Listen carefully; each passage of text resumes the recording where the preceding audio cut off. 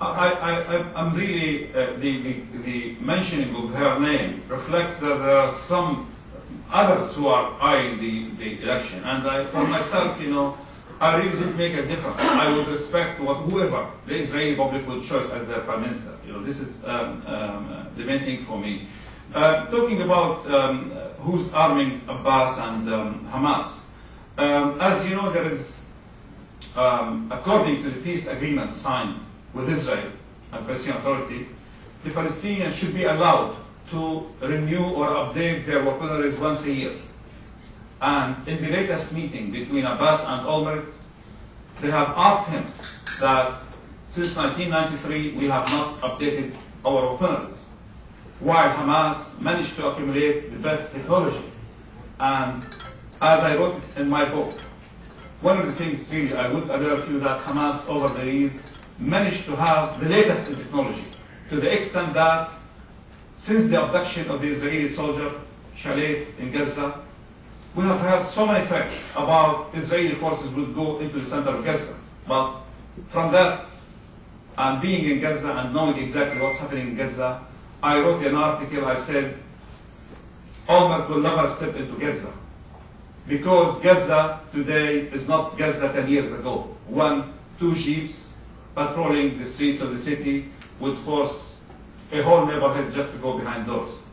Gaza today, with the weapons Hamas have accumulated and adopted, they would even prepare to explode the heaviest tank on earth, the Merkava. The only areas which the Israeli army managed to reach in Gaza the last year is the unpopulated area. But no way an Israeli patrol would go right to the city center of Gaza. And that's what I'm just trying to compare, that comparing what Fatah have, old guns, and because of the finance is not that enough, so definitely when it comes to Fatah militias and fighters, they don't have the technology which Hamas people have accumulated by the support given to them by Iran. And as you were surprised, or many of us were surprised about the technology Hezbollah have used in Lebanon and stopped the Israelis from making any gains, I'm sure Hamas have also banked on this situation. As you know, I heard from many in Gaza, whenever you have the money, you can get anything through the tunnels. And Abbas told Olmert in his last meeting, we are respecting all the agreements signed with you. And according to the agreement, we should be allowed. If we have to do it similar to Hamas, we can get it next day. But for so many years, we've been trying to negotiate, we try to convince you. On one hand, you are trying to ask us to enforce laws, and on the other hand, you are not allowing us to even to receive weapons from the United States or France or other countries who have offered. So the kind of situation in Gaza today is whoever have the money is having the power. And the concern of many who are following Palestinian affairs these days is how far this chaos will get. Because the recent voices within Hamas, especially the extreme ones, they really have no interest in seeing a Palestinian Authority standing on its feet. And many of them said, okay, what's the authority for? There's no proper country, there's no proper border, there's no respect for the agreement, so what's the authority for? If Israeli patrols can go into Ramallah next to Mahmoud Abbas, headquarters anytime, or arrest whoever they want, so what's the authority? What's the agreement for? So let's get rid of the authority and go back to the basics. And this is really some of the ideas some Hamas members are in favor today. And the concern is that we should not allow this to happen. You got to pick somebody. I think it's better if you stand here so you can be fair.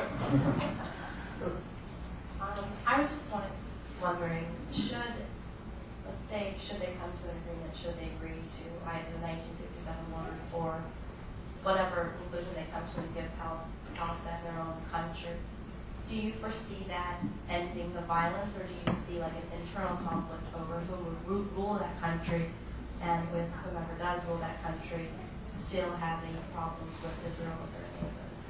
I think a fair solution to the crisis would put an end for everything. When you implement United Nations resolution, I can't see a Palestinian who would not agree that the state of Israel have complete right to live in peace and security.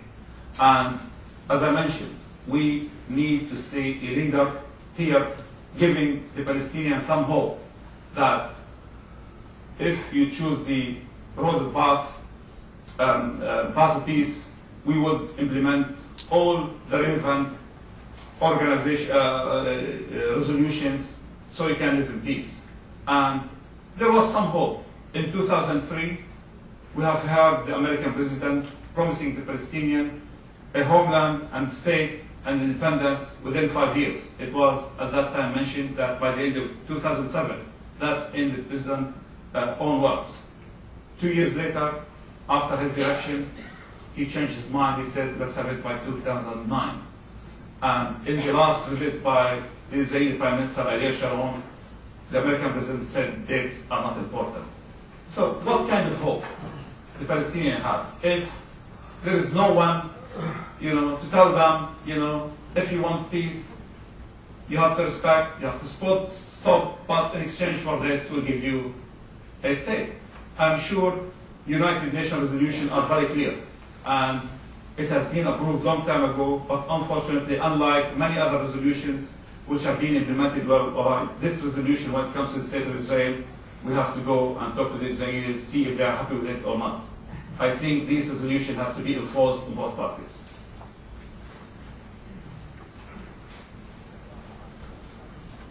Yeah, hi. We're starting to see some divisions within Hamas, with people like Ismail Haniyeh being one of the more moderate voices, and people like Khalid Mashal being one of the more conservative, extremist voices. What kinds of specific steps could Israel take right now in order to encourage moderates in Hamas? Just to ease the life of the Palestinians. There was an Israeli withdrawal from Gaza. This is true, but Israel is still in full control of Gaza. There are 2 checkpoints completely controlled by the Israelis. One which is coming via Karni, which brings goods from Israel, and the second with Egypt.